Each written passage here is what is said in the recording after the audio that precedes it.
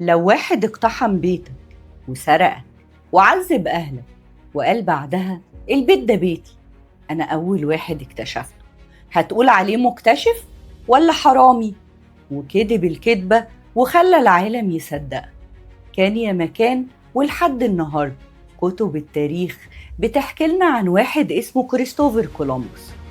بيقولوا إنه فتح العالم الجديد، ربط بين قارتين وغير مجرى التاريخ. بس محدش قالك إنه ما اكتشفش حاجة. الأرض دي كانت مليانة ناس وحضارات من قبل ما هو نفسه يتولد.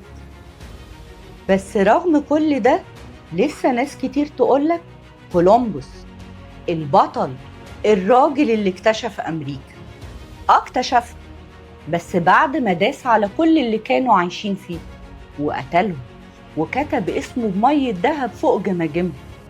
بيقولوا عليه مكتشف أمريكا. بس تعالى نحسبها بالعقل. إزاي تكتشف أرض فيها ناس؟ إزاي تبقى بطل وإنت ماشي على جماجم اللي قبل؟ وإزاي تبقى مكتشف وإنت أصلا تايه؟ الراجل ركب البحر، كان رايح الهند بس تاه وخبط صدفة في أرض تانية مليانة قبايل ولغات، بشر ليهم تاريخ ووجود. بس هو ما شافش غير فرصة ومستعمرة وكنوز.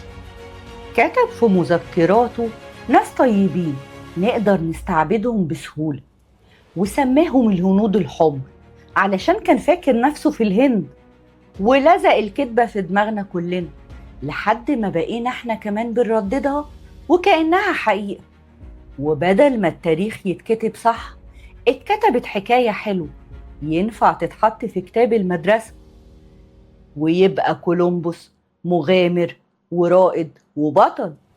بس ولا قالوا انه خطف ناس، ولا انه باع بنات صغيرين، ولا انه عذب قبايل، ولا انه هو نفسه اتسجن من كتر الوحشية. اللي عمله مش اكتشاف، اللي عمله اسمه تطهير عرق. بس لما اللي بيكتب القصة هو المنتصر، الدم بيتحول لحبر والضحايا بيختفوا من المشهد. أنا مش جاية أقدم لك كولومبوس كوحش ولا كبطل، أنا جاية أقول لك افتح عينك وشوف الكذبة اللي كبرت معانا من ابتدائي.